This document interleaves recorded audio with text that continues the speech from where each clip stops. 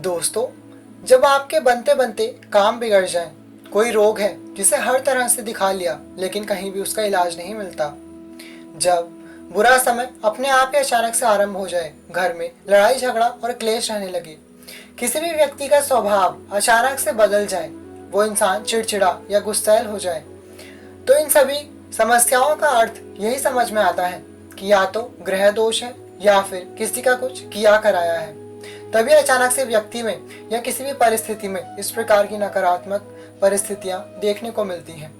तो दोस्तों, वैसे भी माता रानी के गुप्त नवरात्रि चल रहे हैं। नवरात्रि हो या गुप्त नवरात्रि हो, इसमें जितनी भी शक्तियां होती हैं, फिर चाहे वो सकारात्मक शक्तियां हो या नकारात्मक शक्तियां हो या तंत्र मंत्र की शक्तियां ही हो, ये सभी अपने उच्चतम स्थान पर पहुंच जाती हैं, क्योंकि इन सभी शक्तियों का उद्गम माँ आदि शक्ति ही है। जब भी माँ आदि शक्ति का पर्व आता है, चाहे गुप्त नवरात्रि या नवरात्रि, तो उसमें तंत्र मंत्र भी बहुत ही अधिक होने लग जाते हैं, क्योंकि ऐसे में तंत्र मंत्र की सिद्धियां करने से भी वो कभी निष्फल नहीं जाती। इसलिए बहुत से हमारे शत्रु घात लगाए बैठे रहते हैं और ऐसे समय की प्रतीक्षा करते रहते हैं। विशेषकर इसी समय में एक दूसरे के यहाँ बहुत सारे तंत्र मंत्र करने का प्रयास करते रहते हैं। आजकल तो वैसे भी बहुत ज्यादा किसी को खिलाना पिलाना और तंत्र मंत्र जैसी क्रियाएं होने लगी हैं। तो दोस्तों, ऐसे में क्या किया जाए?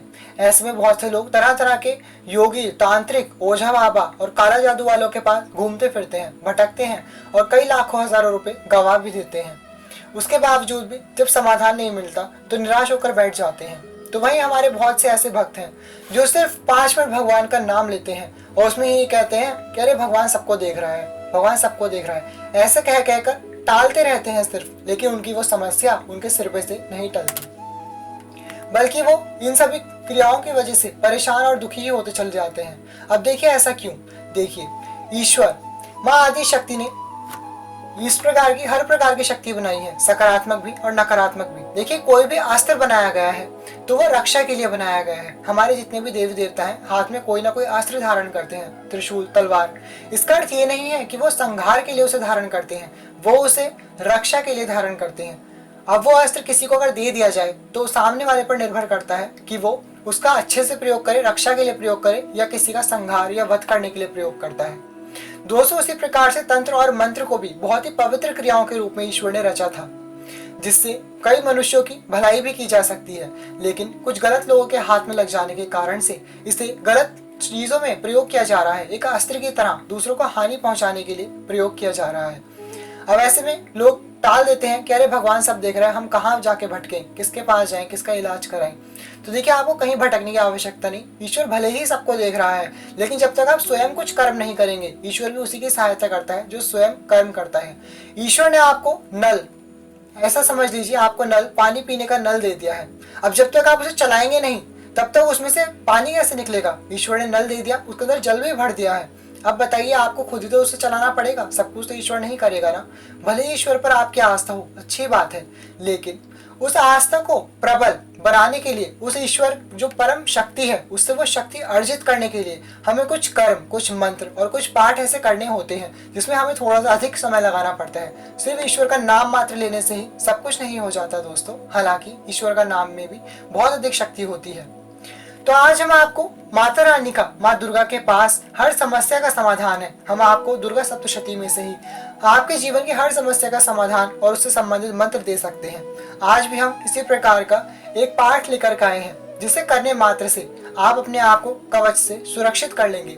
माता रानी का ये कवच सुनने मात्र से ही आपके शरीर के संपूर्ण एक एक बाहरी और आंतरिक अंगों की रक्षा माँ देवी की अलग अलग प्रकार की शक्तियां स्वयं करती हैं।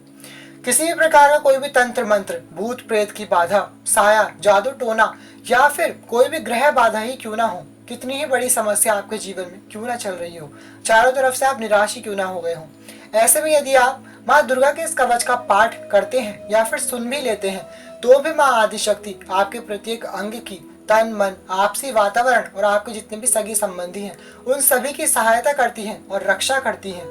माँ आदिशक्ति की रक्षा के आगे भला दुनिया का कौन सा तंत्र मंत्र टिक सकता है?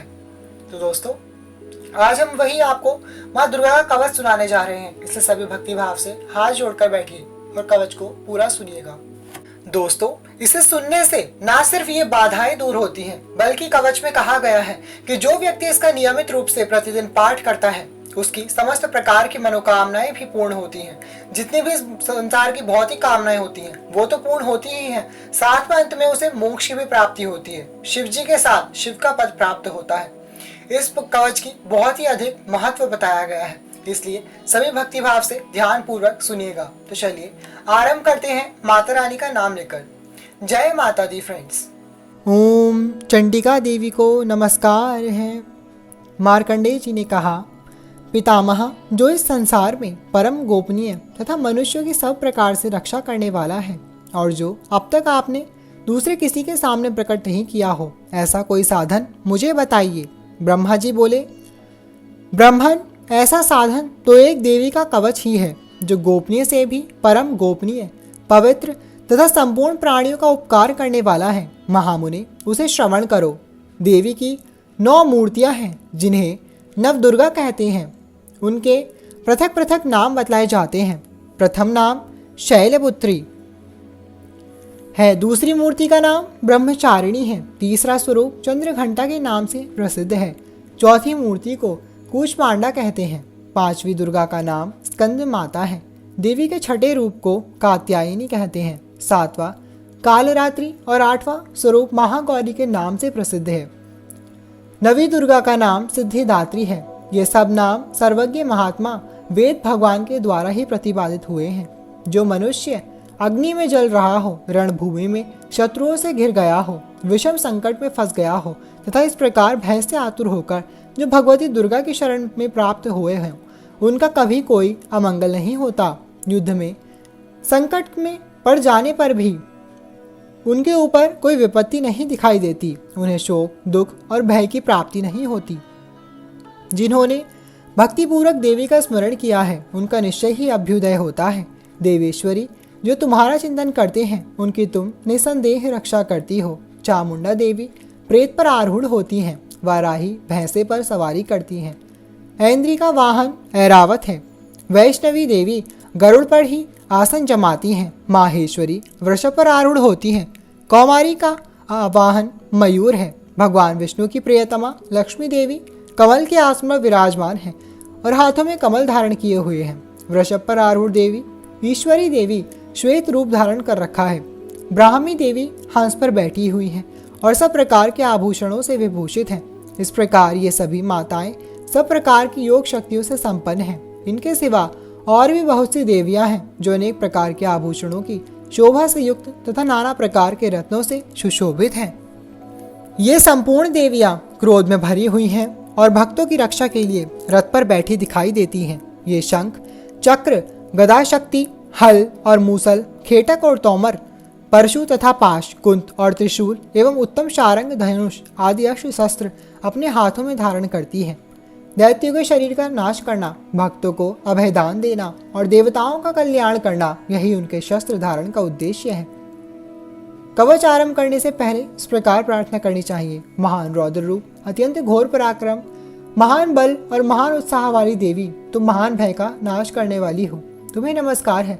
तुम्हारी ओर देखना भी कठिन है। शत्रुओं का भय बढ़ाने वाली जगदम्बिके मेरी रक्षा करो। पूर्व दिशा में ऐन्द्री इंद्र शक्ति मेरी रक्षा करे। अग्निकोण में अग्निशक्ति, दक्षिण दिशा में वाराही तथा नैऋत्य कोण में खड़गधारिणी मेरी रक्षा करे। पश्चिम दिशा में वारुणी और वायव्य कोण में मृग पर सवारी करने वाली देवी मेरी रक्षा करे। उत्तर दिशा में कौमारी और ईशान कोण में शूल धारिणी देवी रक्षा करे। ब्रह्माणी, तुम ऊपर की ओर से मेरी रक्षा करो और वैष्णवी देवी नीचे की ओर से मेरी रक्षा करें। इसी प्रकार शव को अपना वाहन बनाने वाली चामुंडा देवी 10 दिशाओं में मेरी रक्षा करे। जया आगे से और विजया पीछे की ओर से मेरी रक्षा करे। वाम भाग में अजीता और दक्षिण भाग में अपराजिता रक्षा करें। उद्योतनी शिखा की रक्षा करें। उमा मेरे मस्तक पर विराजमान होकर रक्षा करें। ललाट में मालाधरी रक्षा करें और यशस्विनी देवी मेरी भौहों का संरक्षण करें। भौहों के मध्य भाग में त्रिनेत्रा और नथुनों की यम घंटा देवी रक्षा करें। दोनों नेत्रों के मध्य भाग में शंखनी और कानों में द्वारवासिनी रक्षा करें। कालिका देवी कपोलों की तथा भगवती शांकरी कानों के मूल भाग की रक्षा करें। नासिका में सुगंधा और ऊपर के ओठ में चर्चिका देवी रक्षा करें। नीचे के ओठ में अमृत कला तथा जिह्वा में सरस्वती देवी रक्षा करें। कौमारी दांतों की और चंडिका कंठ प्रदेश की रक्षा करे। चित्रघंटा गले की घंटी की और महामाया तालु में रहकर रक्षा करे। कामाक्षी ठोड़ी की और सर्वमंगला मेरी वाणी की रक्षा करे। भद्रकाली ग्रीवा में और धनुर्धरी पृष्ठवंश मेरुदंड में रहकर रक्षा करे। कंठ में बाहरी भाग में नीलग्रीवा और कंठ की नली में नलकूबरी रक्षा करे। दोनों कंधों में खड़गनी और मेरी दोनों भुजाओं की वज्रधारिणी रक्षा करे। दोनों हाथों में दंडनी और अंगुलियों में अंबिका रक्षा करे। शूलेश्वरी नखों की रक्षा करे। कुलेश्वरी कुक्षी पेट में रहकर रक्षा करे। महादेवी दोनों स्तनों की और शोक विनाशिनी देवी मन की रक्षा करे। ललिता देवी हृदय में और शूलधारिणी उदर में रहकर रक्षा करे। नाभि में कामी और गुह्य भाग में गुह्येश्वरी रक्षा करे। पूतना और कामिका लिंग की और महिषवाहिनी गुदा की रक्षा करे। भगवती कटी भाग में और विंध्यवासिनी घुटनों की रक्षा करे। संपूर्ण कामनाओं को देने वाली महाबला देवी दोनों पिंडलियों की रक्षा करे। नारसिंही दोनों घुट्टियों की और तेजसी देवी दोनों चरणों की पृष्ठभाग की रक्षा करे। श्रीदेवी पैरों की अंगुलियों में और तलवासिनी पैरों के तलुओं में रहकर रक्षा करे। अपने दाढ़ों के कारण भयंकर दिखाई देने वाली दंष्टा करालयी देवी नखों की और ऊर्ध्वकेशनी देवी केशों की रक्षा करे। रोमावलियों के छिद्रों में कौबेरी और त्वचा की वागेश्वरी देवी रक्षा करे। पार्वती देवी रक्त मज्जा वसा मांस हड्डी और मेद की रक्षा करे। आंतों की कालरात्रि और पित्त की मुकुटेश्वरी रक्षा करे। मूलाधार आदि कमल कोशों में पद्मावती देवी और कफ में चूड़ामणि देवी स्थित होकर रक्षा करे। नख के तेज की ज्वालामुखी रक्षा करे। जिसका कभी भी किसी भी अस्त्र से भेदन नहीं हो सकता, वह अभेद्या देवी शरीर की समस्त संधियों में रहकर रक्षा करे। ब्रह्माणी आप मेरे वीर्य की रक्षा करें। छत्रेश्वरी छाया की तथा धर्म धारिणी देवी मेरे अहंकार मन और बुद्धि की रक्षा करें। हाथ में वज्र धारण करने वाली वज्रहस्ता देवी मेरे प्राण अपान व्यान उदान और समान वायु की रक्षा करें। कल्याण से शोभित होने वाली भगवती कल्याण शोभना मेरे प्राण की रक्षा करे। रस रूप गंध शब्द और स्पर्श इन विषयों का अनुभव करते समय योगिनी देवी रक्षा करें तथा सत्वगुण रजोगुण और तमोगुण की सदा रक्षा नारायणी देवी करें। वाराही आयु की रक्षा करे। वैष्णवी धर्म की रक्षा करे तथा चक्रिणी चक्र धारण करने वाली देवी यश कीर्ति लक्ष्मी धन तथा विद्या की रक्षा करे। इंद्राणी आप मेरे गोत्र की रक्षा करें। चंडिके तुम मेरे पशुओं की रक्षा करो। महालक्ष्मी पुत्रों की रक्षा करे और भैरवी पत्नी की रक्षा करे। मेरे पद की सुपथा तथा मार्ग की क्षेम की रक्षा करे। राजा के दरबार में महालक्ष्मी रक्षा करे तथा सब और व्याप्त रहने वाली विजया देवी संपूर्ण भयों से मेरी रक्षा करे। देवी जो स्थान कवच में नहीं कहा गया है अतएव रक्षा से रहित है, वह सब तुम्हारे द्वारा सुरक्षित हो, क्योंकि तुम विजयशालिनी और पापनाशिनी हो। यदि आप अपने शरीर का भला चाहें तो मनुष्य बिना कवच के कहीं एक पग भी ना जाए। कवच का पाठ करके ही यात्रा करे। कवच के द्वारा सब ओर से सुरक्षित मनुष्य जहाँ जहाँ भी जाता है वहाँ वहाँ उसे धन लाभ होता है तथा संपूर्ण कामनाओं की सिद्धि करने वाली विजय की प्राप्ति होती है। वह जिस जिस अभीष्ट वस्तु का चिंतन करता है उसको निश्चय ही प्राप्त कर लेता है। वह पुरुष इस पृथ्वी पर तुलना रहित महान ऐश्वर्य का भागी होता है। कवच से सुरक्षित मनुष्य निर्भय हो जाता है। युद्ध में उसकी पराजय नहीं होती तथा वह तीनों लोकों में पूजनीय होता है।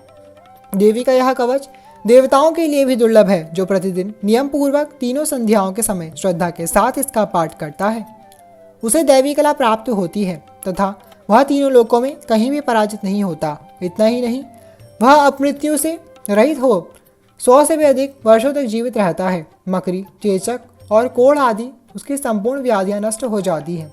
कनेर भांग अफीम धतूरे आदि का स्थावर विष, सांप और बिच्छू आदि के काटने से चढ़ा हुआ जंगम विष तथा हीफेन और तेल के संयोग आदि से बनने वाला कृत्रिम विष, ये सभी प्रकार के विष दूर हो जाते हैं। उसका कोई अनर्थ असर नहीं होता। इस पृथ्वी पर मारण मोहन आदि जितने अभिचारिक प्रयोग होते हैं तथा इस प्रकार के जितने मंत्र यंत्र होते हैं वे सब इस कवच को हृदय में धारण कर लेने पर उस मनुष्य को देखते ही नष्ट हो जाते हैं।